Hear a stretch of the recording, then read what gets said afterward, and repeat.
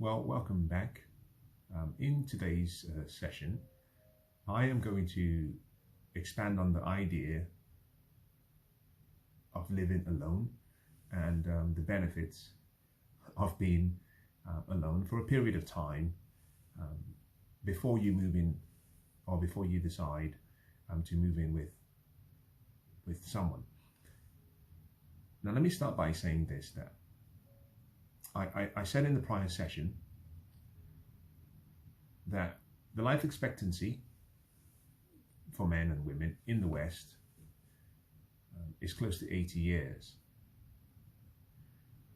The life expectancy, if you go back to the 1940s and pre the 1940s, was about the mid-40s. The average age at which people got married was roughly 25. And therefore, if you got married and moved in with a spouse or with your partner, you had at best 20 plus years to live together. It wasn't a long time. We didn't have the advanced technologies and medical interventions and the various developments we've come across and come up with that have prolonged and extended both the quantity and the quality of life. And today, we live longer. And if you consider the idea that for the first 20% of your life, between age 0 and 18, you tend to, on the aggregate, we live with our parents. From 18, we can make a choice to move out of the family home and live alone. So the first 20% of your life, you've lived under the direction, under the authority, under the guardianship, the stewardship of your parents or someone looking after your best interest. That leaves you with 80% of your life. For some reason, from 18, there's a need in each and every one of us to, charter on course and make our decisions. And that's also close to when we go to college. We meet people, we fall in love, and we decide to move in with a girlfriend, a boyfriend. Now let me speak to men, and from the perspective of a man speaking to men. And usually that occurs very early. Now, my recommendation is between age 18 and age 35, you should not be considering and you should not live with a woman in a relationship. I should state this again, in a committed relationship. Now, you can live with people as flatmates, irrespective of sex, but in a committed relationship, you should avoid moving in or living with someone until at least 35. You should possibly start considering the probability from about 30 years, but you should not move in until about 35.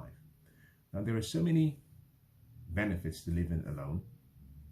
One of the few I mentioned was that it gives you the opportunity to understand who you are, to understand yourself, to discover what you like, what you hate, when you like to wake up, when you like to go to bed.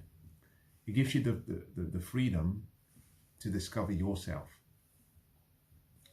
and recognizing that the best gift you can give anyone is a happy you, is a more fulfilled you, is a more enlightened you. That in many ways means that you can't give what you do not have. And if you haven't allowed yourself the time for self-discovery, for experimentation, for trying things out and for failing, and you thrust yourself into a relationship, there is a very high likelihood that the relationship will overshadow your individuality to your detriment. Now, in the early stages, it might seem to be a good decision. Usually in the latter stages, it often turns out to be the wrong choice to have made. So the first thing is, one of the benefits of living alone is the opportunity for self-discovery. Between age 18 and 35, the second reason, or the second benefit to being alone, is the opportunity to fail. Now, we for some reason, we want to be successful. But there is a correlation between the number of times you fail and your success. And by failing, I'm referring to failing in the areas of life that you consider to be necessary for you to live a fulfilled life. I'm talking about business, finances. I'm talking about you discovering your purpose, understanding your goals, understanding your vision, developing self-discipline. As men, we mature very slowly. Most men who move into committed relationships and move in with their girlfriends or partners very early, from age 18 or between age 18 and the mid-20s, delay or they forestall their maturity in this way.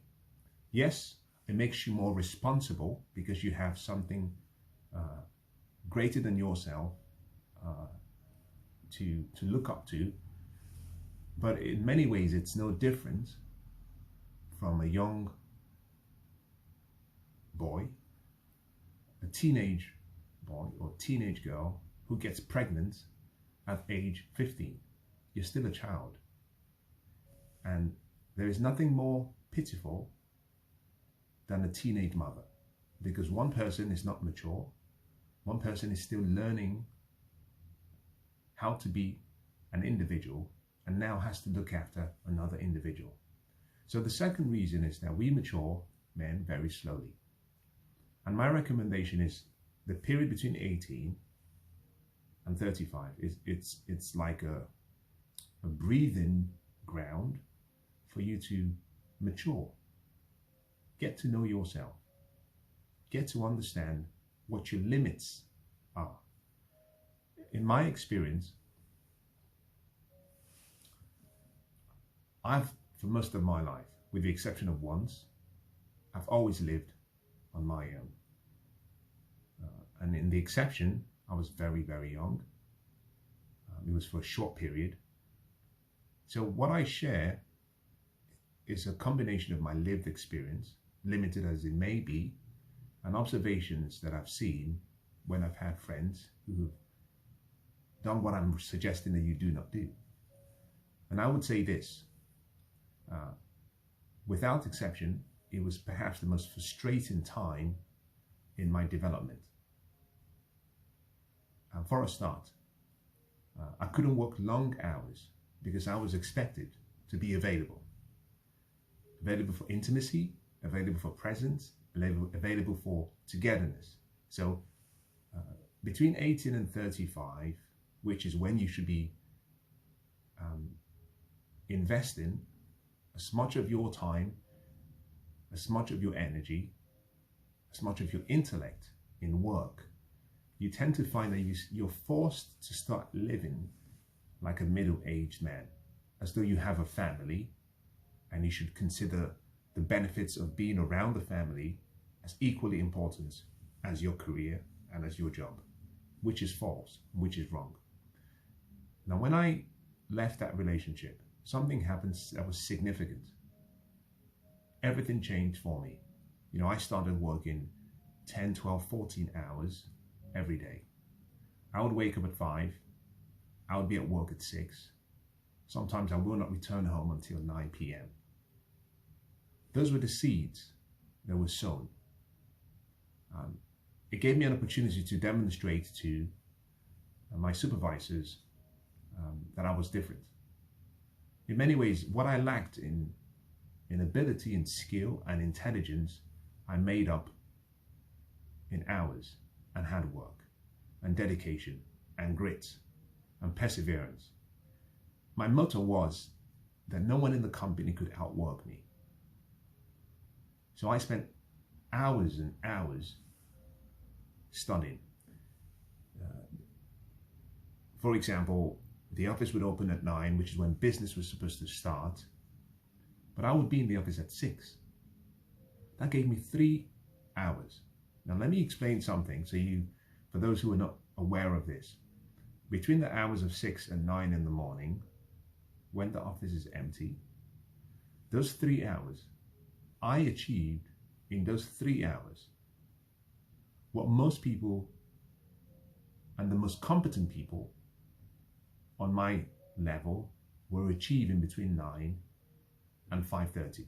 And the reason is simple. My 3 hours was equivalent to 6 hours during my 3 hours during the unoccupied time, non-business hours, was equivalent to 8 hours during business time, for one simple reason. There was no distraction, there was peace, there was quiet, so I could focus. Now we are distracted at work almost every 10 minutes. The number of minutes it takes to regain the level of focus you were in before the distraction sometimes can be as much as 40 minutes. What that means is that in an hour, the useful work that you're putting in is almost next to zero. Whereas in the early hours of the day, there wasn't anyone around. Most people, my friends, my loved ones, were still asleep. So my phone wasn't ringing. I didn't have to respond to messages. This was in the days of when we didn't have social media. So there wasn't all of that wasted time and distractions from people's entertainment posts and blogs, etc. Now this meant that I was able to accelerate my career very fast. Now at the end of the day, when people were in a hurry to go home, I made a decision. Rather than leave at 5:30, when you have the rush hour traffic, I made a decision that I would stay at work for an extra hour and a half, sometimes 2 hours. So I avoided the rush hour. Again, I was doing an extra 2 hours. No distraction, no interruption. And what that meant was that a career that should have taken me, let's say 20 years, I was able to shrink that 20 years down to roughly 6.5 years. I was promoted so many times. I was given more responsibility. I achieved what people achieve in 20 years in 5 years. By my 6th year, I was on a different level.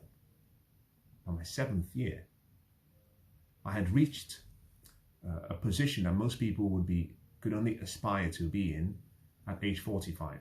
And I should say that I was still in my 20s. Now the point of all of this is to say that I could only have achieved that because I lived alone. I wasn't in a committed relationship. I didn't have the burden of having to worry about someone else or something else. So that is the second point. Now the third point was, as a man, your value. And let me explain this using 4 different concepts. There are 4 concepts that I use when I talk about the value of an individual in the dating scene. The first is what I call your economic intrinsic value, and that is your ability to create wealth, how much you earn and how much wealth you have. The second is your non-sexual marketplace value, and that has to do with a lot of the values that you were taught and raised with as a young person. Your mannerisms, your etiquettes, your decorum, your ability to be a man. The third has to do with your reproductive fertility value, and that has to do with your ability to reproduce. And number 4 is your sexual marketplace value, and that deals with beauty, Youth is primarily visual. How tall you are, how physically attractive you are in terms of whether you're athletically built, whether you're slim, or whether perhaps you're not so fit. Of all of those, there is only one that is primarily the key through which, or the lens through which men are judged, and that is your economic intrinsic value. You can be as good looking as you want to be, but it doesn't pay bills, except you monetize your looks. Men are judged by the ability to produce resources, whether that comes through money, fame, entertainment value, or influence, or whether that comes through any of the derivatives of resources. So your ability to produce, provision. Now, we've civilized the West, so we don't need protection, but in any way, protection is the second way we judge men. Now, you don't have to walk around with a girl. You don't have to be a trained fighter. You don't have to know how to use weapons. But that means that if you have resources, then you can choose to live in a decent neighborhood, in a decent location that affords you less exposure to violence. In any case, your economic intrinsic value is the most important value from a man's perspective. That value works in the same way we talk about compound interest. Think about a slope. You have a snowball, and you roll the snowball down the hill. At the top of the hill, the size of the snowball is quite small, but as it rolls down and as he approaches the bottom of the hill, the size changes. Compound interest is what Albert Einstein said was the eighth wonder of the world. And he said, he who understands it earns it. He who does not pays for it. The point being, between 18 and 35, you have 18 years, and all you're expected to do is sow the seed. Sow the seeds of success without distractions, so that by 35, you've had 18 years of rolling down the hill. You've built up a momentum. Because you're investing your seed, you also reinvest in the seeds that come about from the fruits that are produced from the seed you've sown. So it's the same as reinvesting your interests, which means at 35, you've built the level of human capital that can command a very high wage, for which you can then use to buy assets, to buy any form of investment opportunity, to build wealth. That's the second reason. So live alone, so that you can fail, so that you can try, so you can dust yourself off, so you can try again. Relationships are dream killers if those relationships are entered into prematurely. And by prematurely, I'm referring to before 35 for men. Now, the third benefit of living alone has to do with you having the opportunity to sow your wild oats. For you to play the game, test the waters. If you have an interest in women, you're not limited to one. You can have friends, you can have people come over, you can build relationships with anyone. You're not restricted, because relationships restrict you. There are certain rules that you have to live by, whereas if you were free, you don't have to live by those rules. The fourth has to do with the fact that if you're free, you give yourself the opportunity to build good friendships, associations, partners. You give yourself the opportunity to allow people into your life so you can choose the right ones. So for example, if you are in a relationship, because of the rules and the limitations of relationships, you can't live like a single person. So you cannot travel to places that you would normally go to. A friend of yours says, would you like to join me and go to Italy? You have to check with your partner or your girlfriend. Someone says, there's a party, and in this party we'll meet so many people. You have to check with your partner or check with your girlfriend. Someone says, can I come over to your house? I remember back in the day, I would get calls at 12 p.m, midnight rather,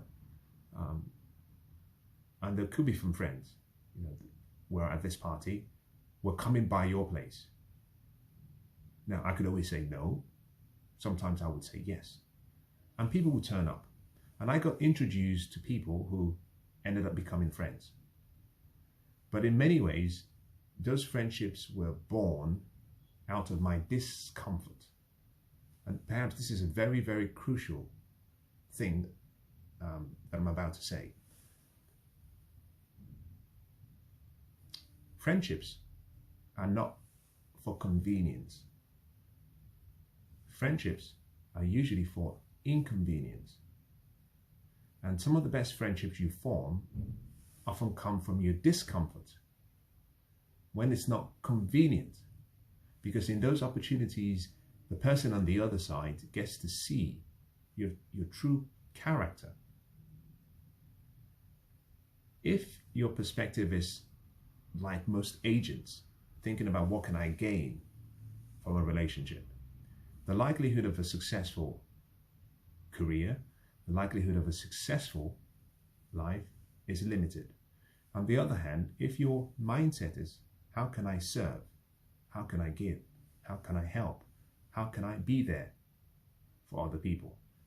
What you find is that some of the best friendships you ever form, some of the best business associates you end up being introduced to will come from people who observed you when it was not convenient for you to be there for them, but you were. Like I've had people come shop at my house, drunk, with other friends,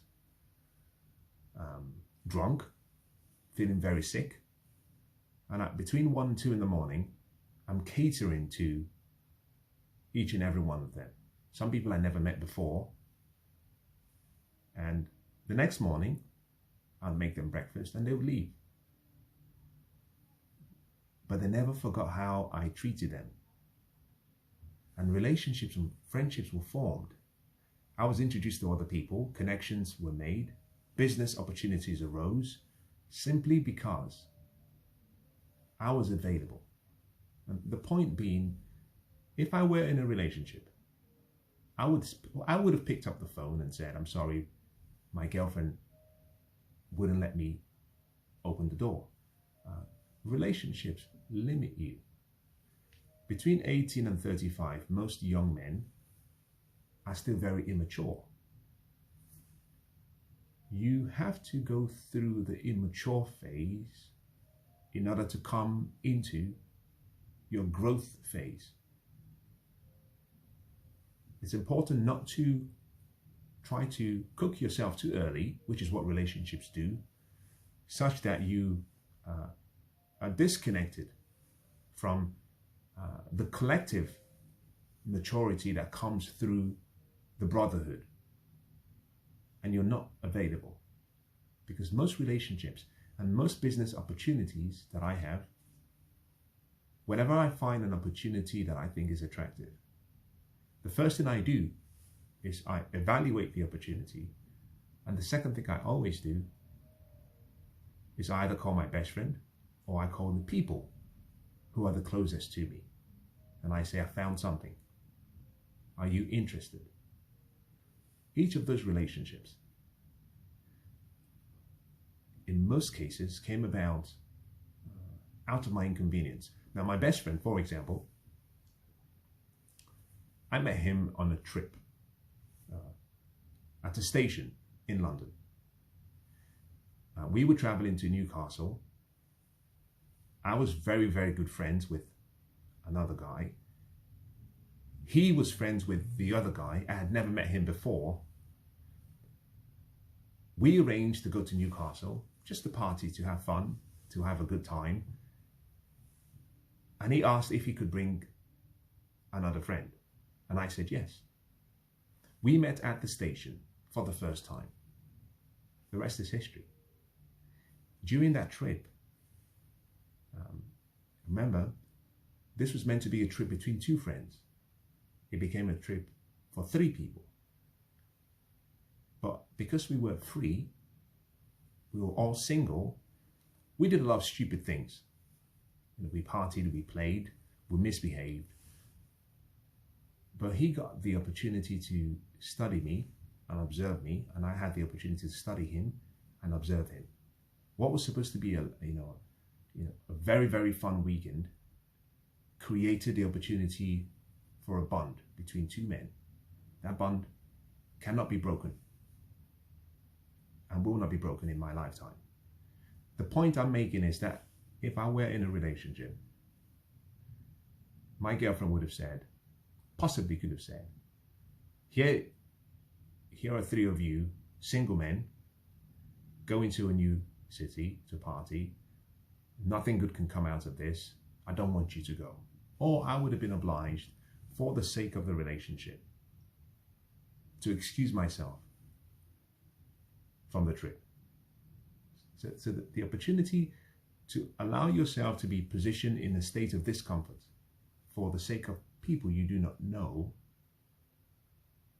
can only occur, and mostly occurs, when you're single. And that is one of the benefits, the opportunity to develop the brotherhood, develop a bond between men who, hopefully, the relationship lives on and matures for a lifetime. Now, number 4 has to do with the fact that the financial cost, this is something that is not understood. Most people think, here I am, I'm paying, let's say for sake of argument, £1,000 for my rent. Here you are paying £1,000 for your rent. Why don't we move in together? We save £1,000, £500 each. In my experience, from my experience, not in my lived experience, but observing friends, in theory, you should save when you move in together. The reality is usually quite different. My observation has been that disposable income becomes almost like a funding for the relationship. You then end up doing things, to make the relationship the most stable, buy new furniture, go out together, go on holidays together, do things together. Everything is now done in pairs. And what should have been a saving actually ends up being a deficit, because most people end up spending much more because you get into a comfort zone. Moving in with a partner creates the illusion that you're married. And if you're married, the natural thing is to nest, to build a home, to build a safe place, to build and to purchase all the things that are necessary for you to feel at home. Now,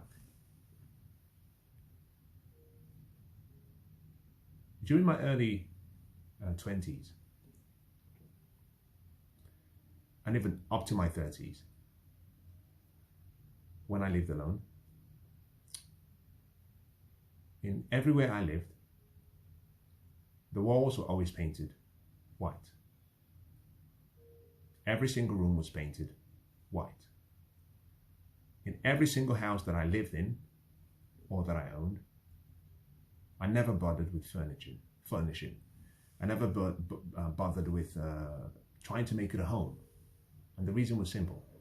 I only used that house, or those homes, for 2 reasons. I came back up very late in the evening and I needed a place to sleep. You can figure out the second reason.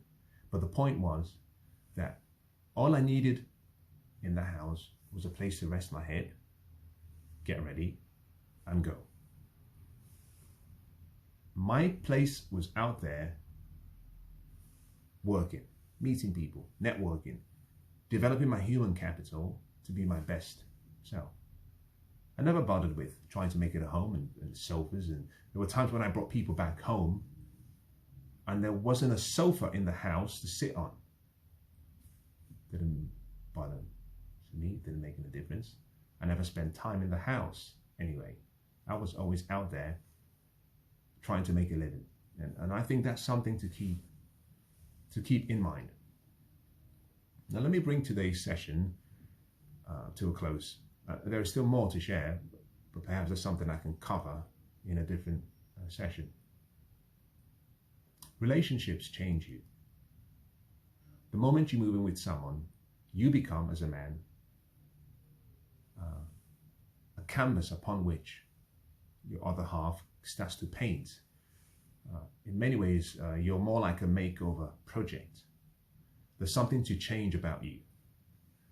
The way you sleep, the way you dress, the way you talk, the way you entertain yourself, the way you communicate. Everything has to be evolved and modified for you to be your best version of yourself from the woman's lens.